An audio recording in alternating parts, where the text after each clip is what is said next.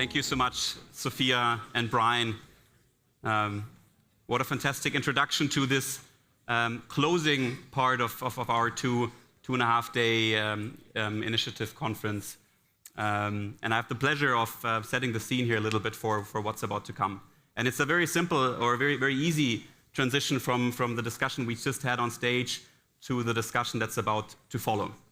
As we heard from Brian and Sophia, and as you hopefully heard throughout the course of the past days, the symposium and its founding idea, the sort of principle, what it's based on, is essentially really a simple one. It's about open, constructive dialogue. Dialogue between generations, of course, but beyond that, dialogue across ideas, across opinions, across industries, cultures, world regions. That's what we stand for, that's what we want to do here and have been doing for 53 years. But as it is often in life, those simple things are often the hardest ones to obtain, to maintain, to implement, also in our daily lives. But those are the ones that we have to defend the most. The notion of such dialogue hinges, of course, on another very big construct that we heard here today from Brian as well, and that's freedom. It's another founding principle and idea of the symposium here as well. So in order for all of this to work, we need to be able to speak freely in a public sphere, such as this university and this conference, the St. Gallen Symposium, and people need to be allowed to speak out and share their opinion in an open format without fearing persecution. And as we heard here and throughout the past days, that notion, that very simple idea, is being challenged in many parts of the world, but also on many levels of society. We here at the St. Gallen Symposium, with everything we've got, with our fantastic students, with this fantastic university in our background, still commit to defending this idea and bridging these ideas, different opinions, particularly across generations.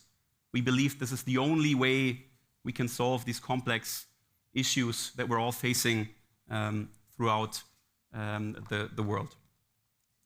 In this spirit, and in this spirit alone, we now very much look forward to learning from our very special guest, Yulia Navalnaya, about her emerging role as an advocate for political rights, for freedom, and democracy, of course. And we thank her and appreciate her commitment to these values that have underpinned the past days here in St. Gallen and, of course, the past 50+ years of the St. Gallen Symposium. So please help me to welcome to the stage Yulia Navalnaya and Ali Aslan.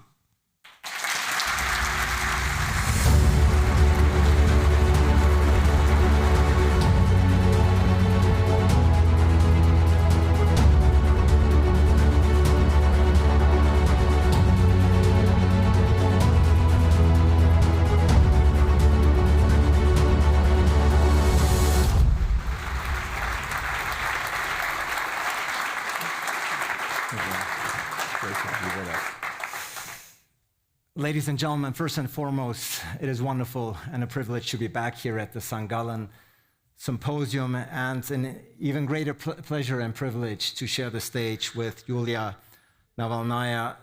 Yulia, there's a lot to talk about here over the course of the next 20-25 minutes, but before I kindly ask you to go up to the lectern to give some preliminary remarks, I think on behalf of everyone here in this audience, I would like to express my most sincere condolences for your tragic loss. Undoubtedly, a very painful, a very difficult period for you and your family, but you still decided to come here today to address this audience despite what must be a very tumultuous time in your life, and for that, we applaud you. Thank you so much.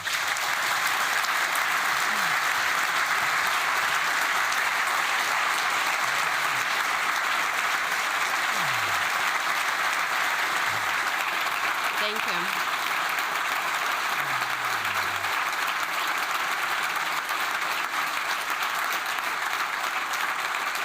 Thank you. I'm very happy to be here today. And I'm very grateful to St. Gallen University administration and to Peter Wasser, and especially to Students' Committee who organized this symposium.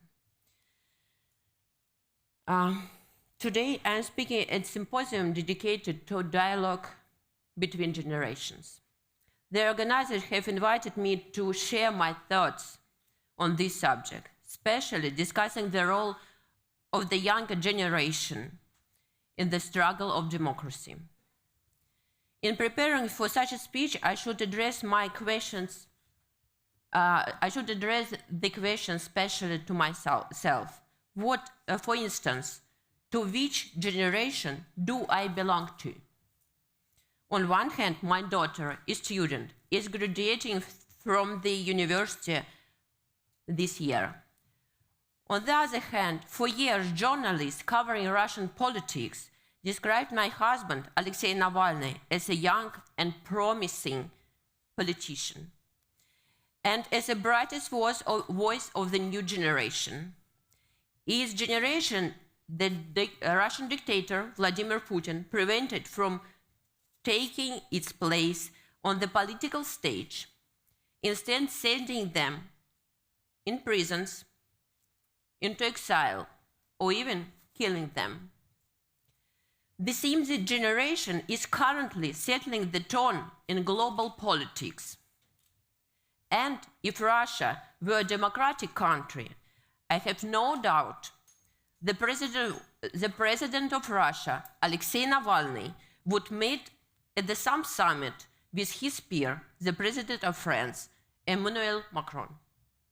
But the history took a different path. When did it go wrong? How did it go wrong? What lesson can the world learn from the sad Russian experience? The way generation change in politics is a very important process. By observing how this happens, much can be said about the health of society. This is exactly what I intend to discuss with you today. In 2017, a chairperson of the Russian Central Election Commission unlawfully prevented Alexei Navalny from participating in the presidential elections, where he aimed to challenge Vladimir Putin. During commission meeting, in front of numerous cameras, she told him, "You're young. Your prospects are good. You have everything ahead of you." She was honest at the moment. We soon discovered the actual prospects awaiting Alexei and the entire generation he represented. 3 years later, Putin ordered my husband to be poisoned. Then he imprisoned him. And 3 years later, just a month before the next presidential elections, he killed him. Why did Putin hate and fear my husband so much? What was the main contradiction between Putin and Alexei? A lot of confusion about what's happening in Russia comes from trying to see Russian politics through Western eyes. In Western countries, they often label politicians as left or right, liberal or conservative. Here's Putin. What is he like? Maybe he is right-wing. In Russia, after all, there are low taxes for small businesses. There is a kind of free market, a flat income tax scale, or maybe he is a left-wing. In Russia, there is formally free education and health care.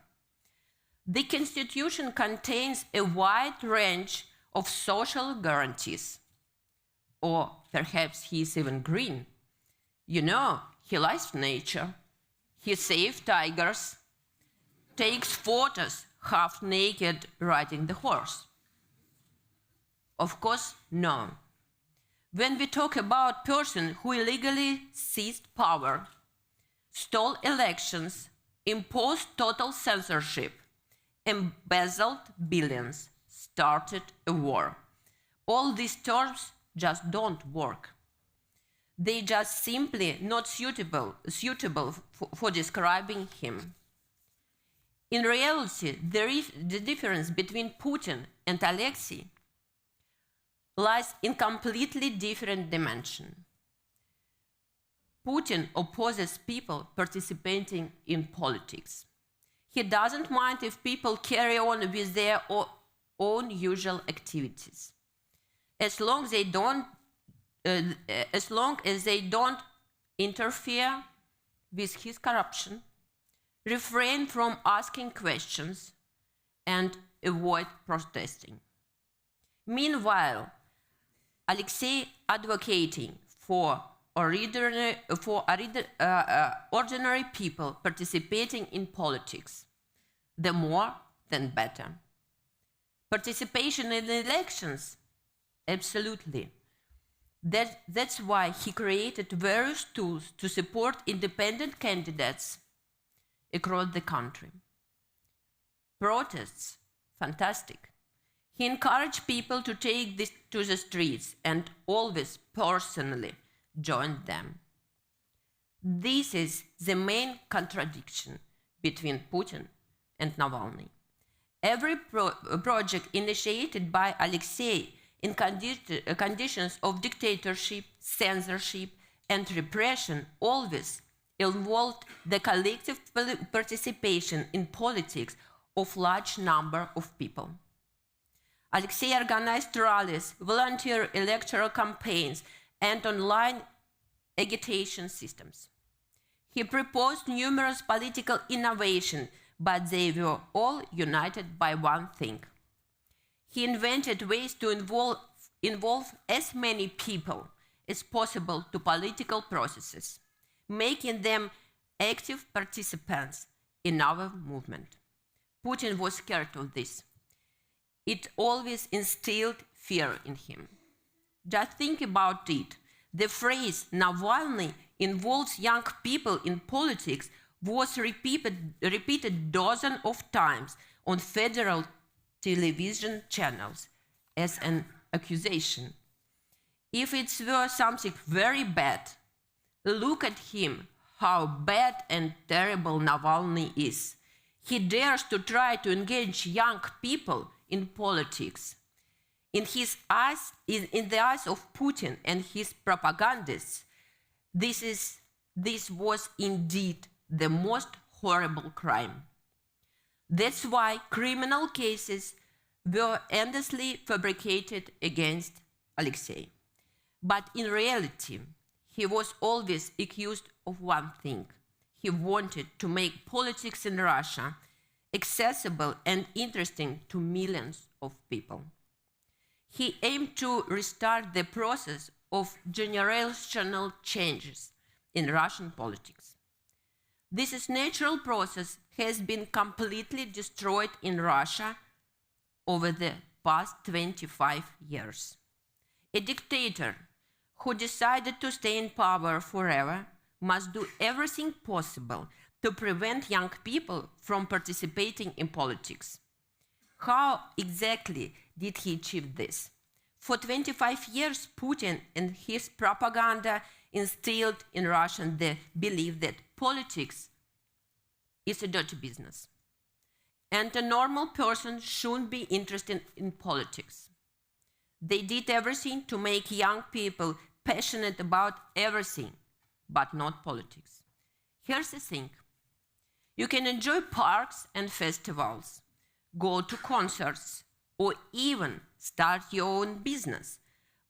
The borders are open for you to explore the world. But if you try to get involved in politics, things change. They will say on TV that you're working for the West. They will make you feel like you are an outsider, and they will use their power to silence you. That's how Putin consolidated his power. He built a dictatorship that caused a war. When someone says you are too young for politics, it's a sign of dictatorship. And when they say politics is a dirty game, they are just trying to scare you. Don't believe those words. Perhaps this is the main lesson. To learn, we in Russia have paid a huge price. Without a change of generations, democracy dies. If you feel the strength and desire to participate in politics, do it. Good luck to you in this, and thank you.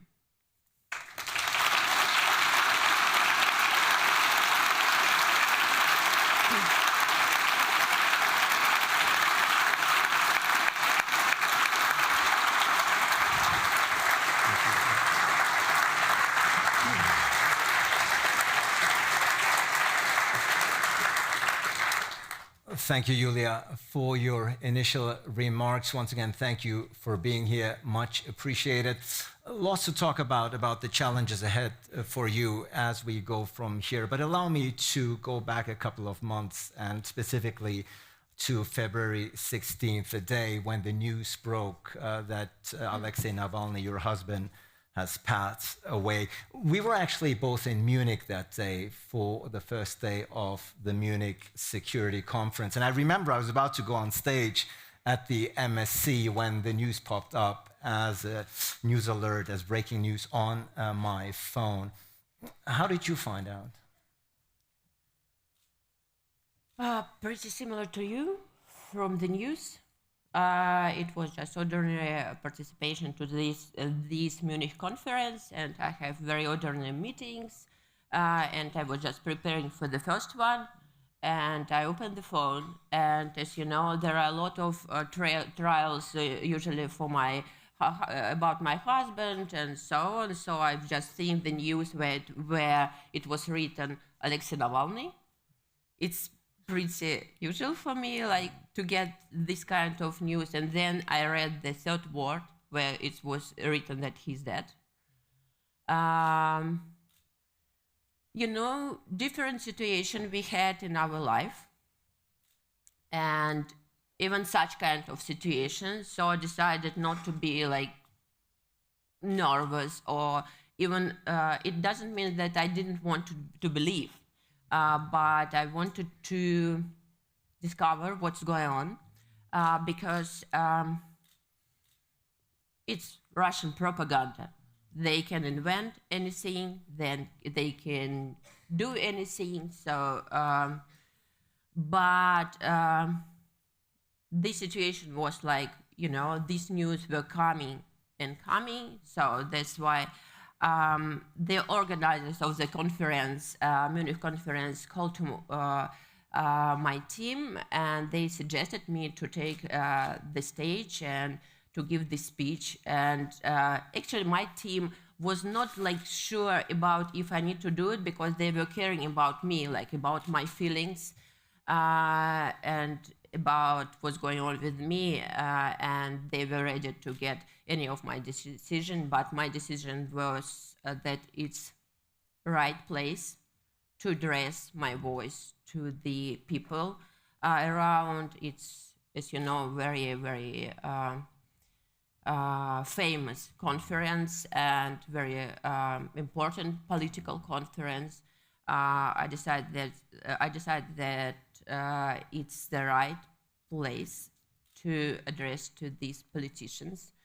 And at that moment, I just realized that I have no choice to come and to say all this. Yeah, that's an amazing story, because despite your understandable grief and shock at the moment, you decided, as you just pointed out, you decided rather spontaneously, from what I understand, to take the stage at the Munich Security Conference, where you gave a very memorable, a very emotional speech. A lot of people wondered, myself included, where did you find the strength that day to get up on that very stage and to address head on what just happened?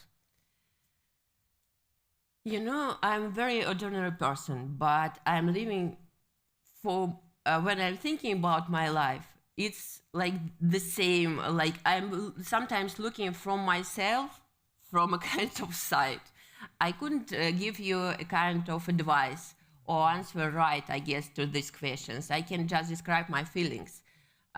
Sometimes, and probably my husband taught me this, you feel that you need to take the right decision, the right for you.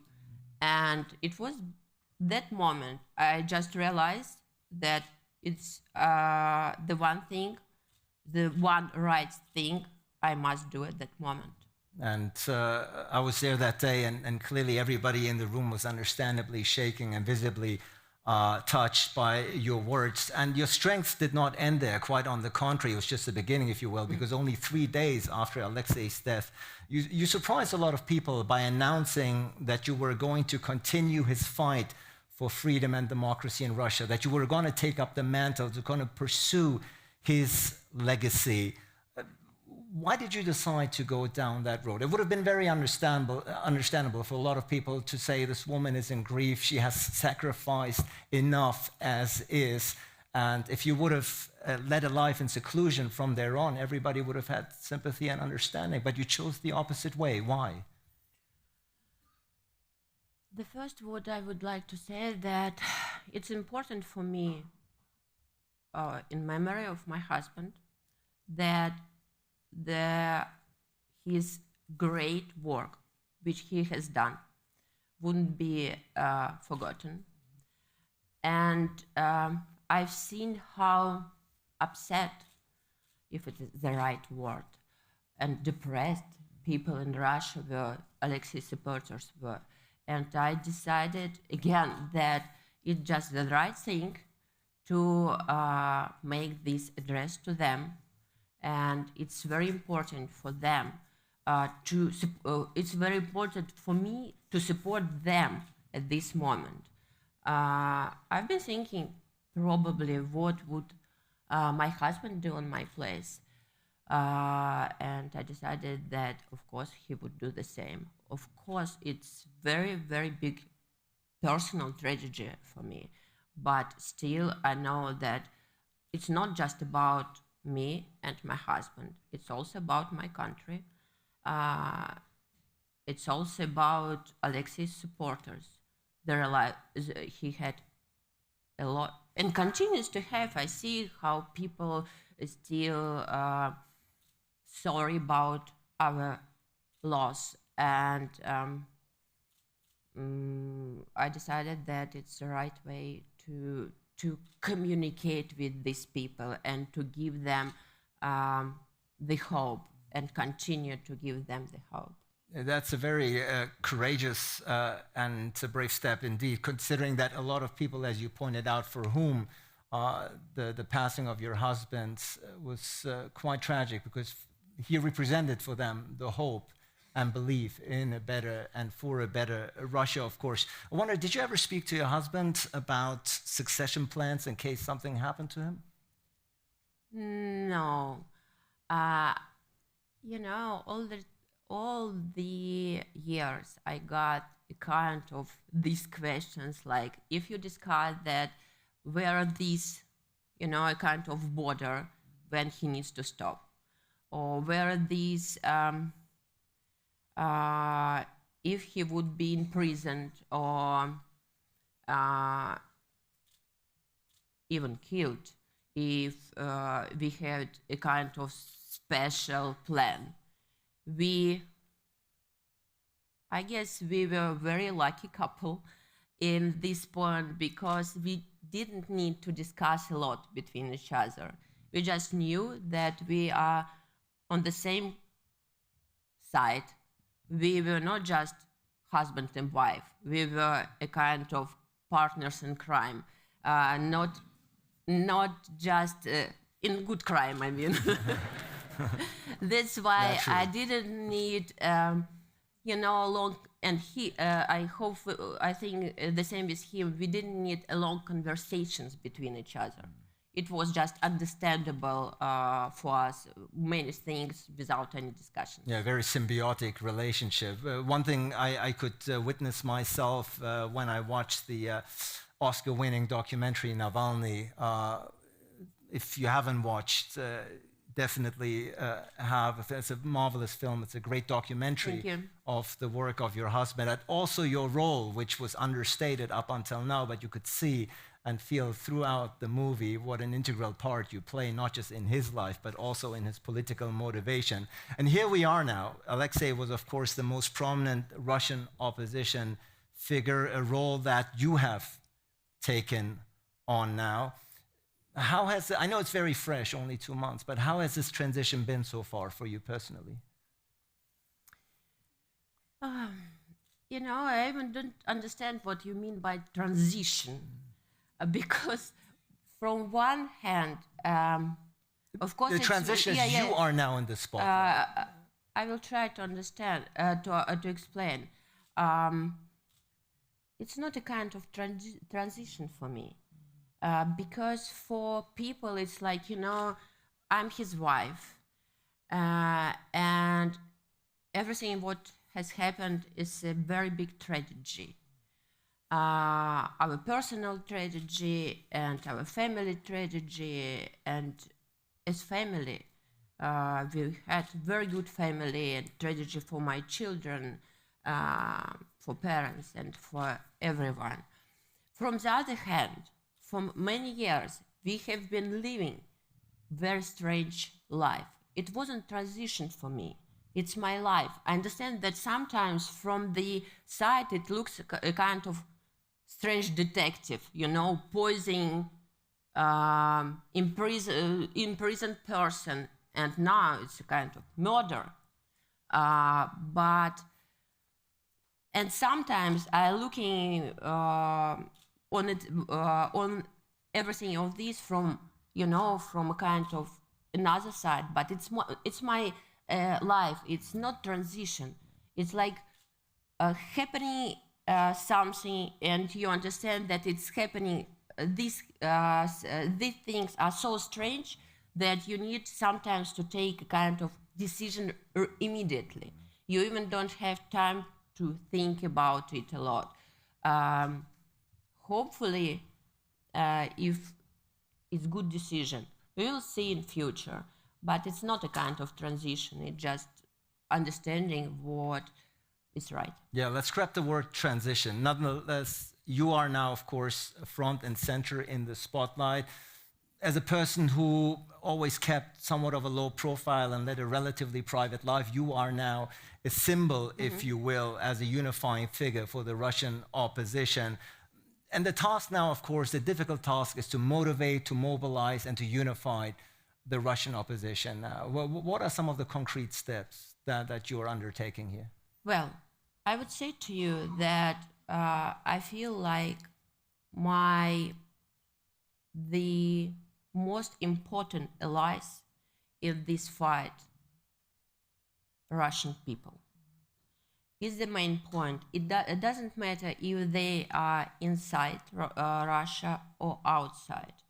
I see my main aim to motivate all the people, all Russian people, to raise their voices. And it will be very complicated because from one side, of course, people feel that it's very important, and there are a lot of anti-Putin and anti-war people, Russian people. From the other hand, especially for people inside Russia, it's a very big problem because, as you know, they are imprisoned now just for small things like for posts in social media, or for one person rally just standing somewhere with a white paper. That's why to combine, you know, the things from one side to motivate them, from other side to keep them as safe as possible, it will be a challenge. A challenge I can understand. Are you in touch, for instance, with other prominent Russian dissident voices such as Garry Kasparov, Mikhail Khodorkovsky? Is there cooperation, is there collaboration? I know Garry Kasparov. I've seen Mikhail Khodorkovsky during our process at the election day. We know each other. I think we are in the same side to it's important to fight Putin in different ways. That's why I think it's important to be together on this side. And if we have a kind of united ways to fight Putin, of course. Your task has not gotten any easier. Putin has just secured another 6-year term during the March presidential elections, and elections, of course, that the international community deemed neither fair nor free, but here it is. The facts are that he just secured another 6-year term. So far, whatever the West, so-called West, has tried to bring upon him, sanctions, resolutions, nothing has really worked, has it? What, in your opinion, is the most effective way the West could do to implement, to weaken, if not defeat Putin? I think that the problem is, and I applied to this problem at my address in the European Parliament, that West, and especially like West democratic countries, you are all living in countries in which law is very important. That's why in many cases it's difficult for you to understand Putin, who is living without without anything what is close to war, close to law. He is a kind of mafia boss, and of course there are no rules in this kind, and there are no any understanding for them in Western thoughts how to communicate with him in some points, because it's difficult to understand that from one side he is president, from other side he behaves like mafia boss, he is corrupted, he starts the war, starts wars, and so on. So it's the West should not treat him like a politician then. Do I understand that correctly? Of course, it's very important to understand that to treat him like politician, this time is lost. Yeah. And about sanctions, it's important, but I don't think that those sanctions are working right, because mostly these sanctions about, such kind of very general things about Putin doesn't care. And even sometimes they work very good for propaganda, to explain people in Russia, to show like, look how bad West is. They are doing the new sanctions which are concerning the just ordinary people in Russia. Of course, if to speak about sanctions, these sanctions should be raised just to internal Putin circle. It will help a lot, and I'm sure that you know that a lot of people, these people are billionaires, and for them it could be very important to lose their money, their planes, their yachts. Probably it wouldn't work, but some of these people are still not under sanctions. Yeah, and your husband's anti-corruption foundation has, of course, exposed numerous times the corruption of Putin and his inner circle with very few consequences up until now. Must be frustrating sometimes. I couldn't say that it's frustrating, because, as I said, my husband taught me, I guess, some kind of very good things. And if you are fighting, just keep fighting. It's important.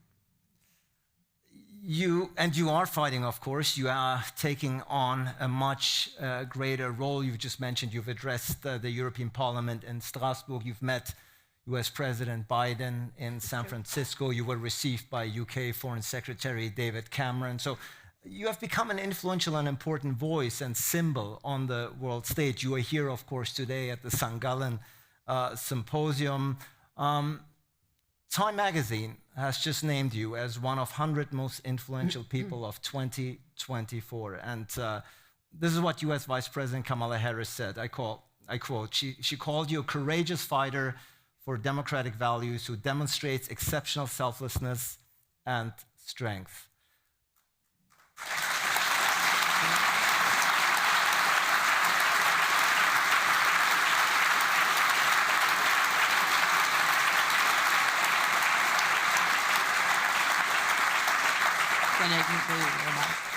It's a great privilege to meet all these people.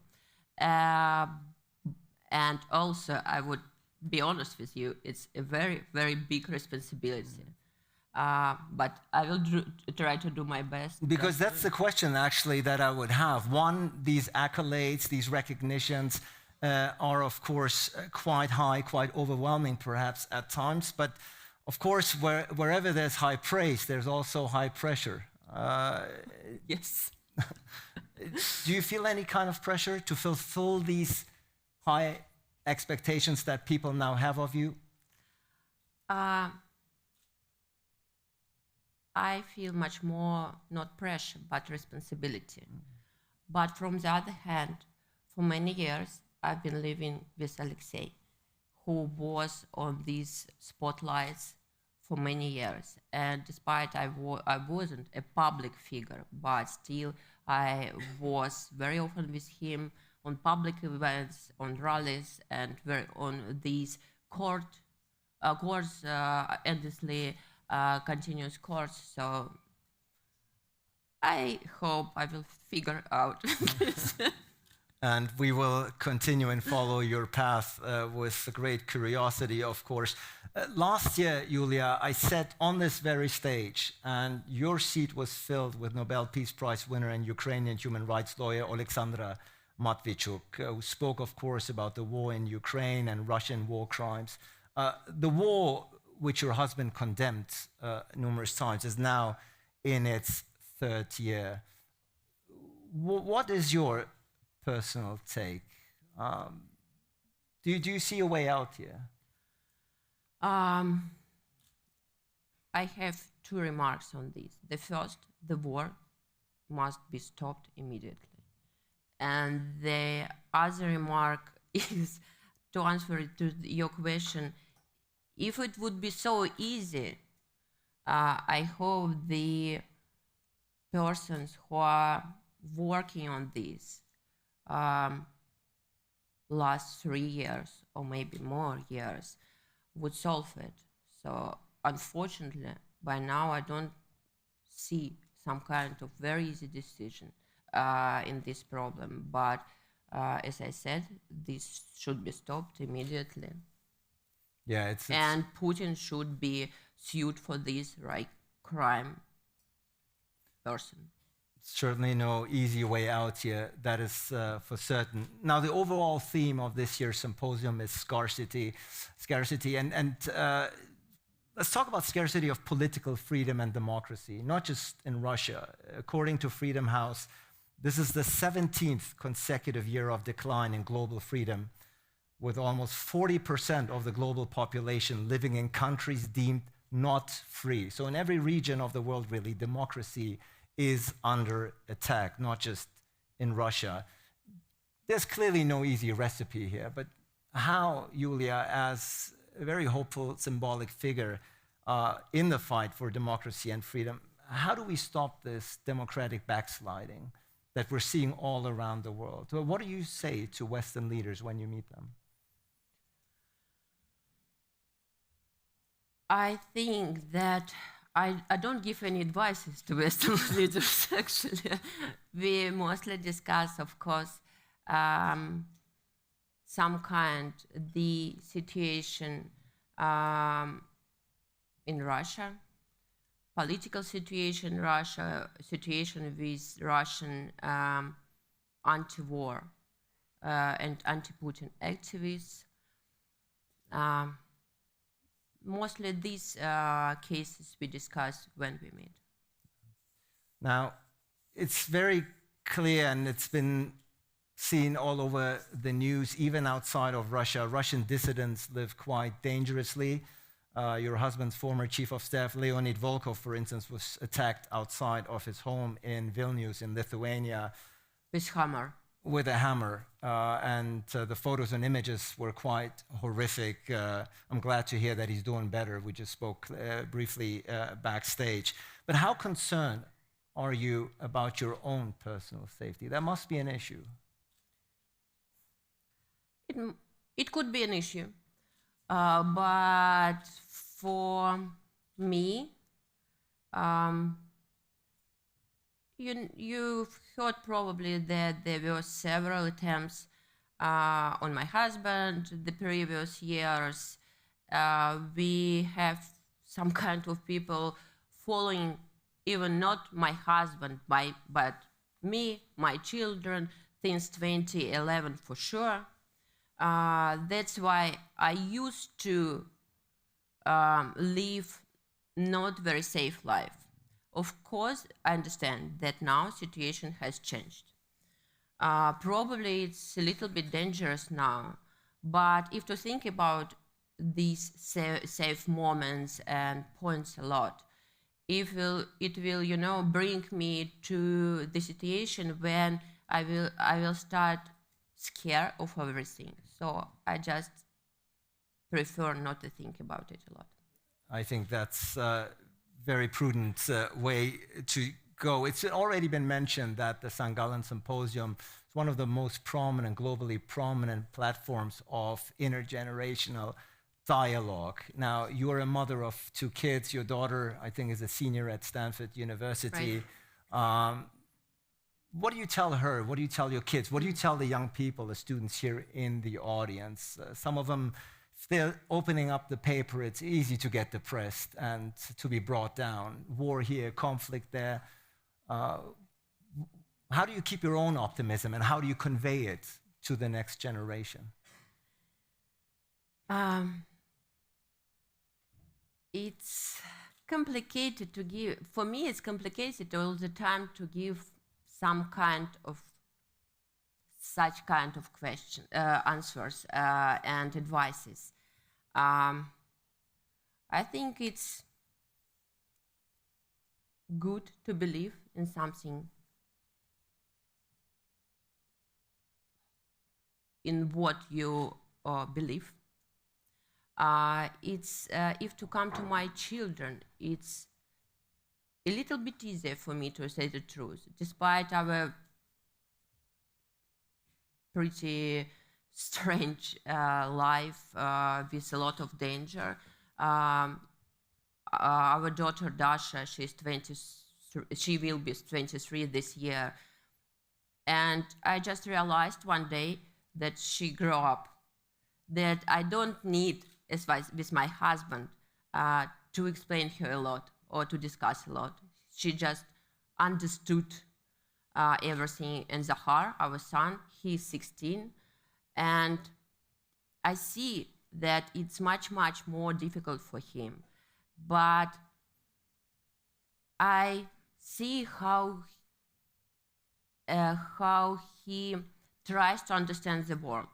And it's normal when you are a teenager or you are a university student, just to discover. Sometimes you feel not very good. Sometimes you understand that something very good is happening in your life. And when it's very good, even very small happens in your life, just enjoy the moment, because it could happen that the next day it would be more difficult, but just enjoy the life.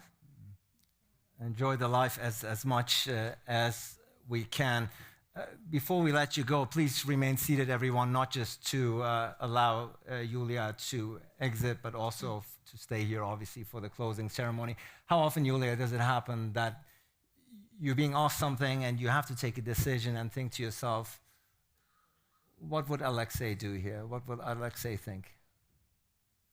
Not very often, because it's very easy to answer for me. If I would think every time what he would do, it would bring me to a situation to think every time if I did right or wrong, and to bring me to a situation, you know, for this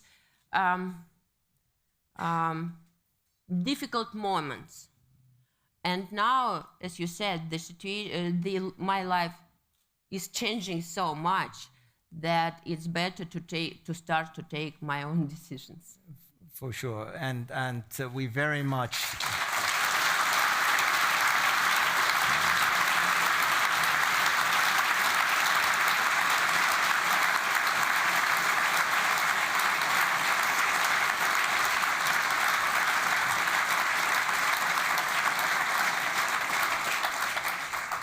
And Yulia, I think I speak for all, while you are in the process of taking your own decisions and finding your own voice out there, we all will pursue with great deal of interest, curiosity, and dare I say support for your difficult task ahead. It was lovely seeing you again.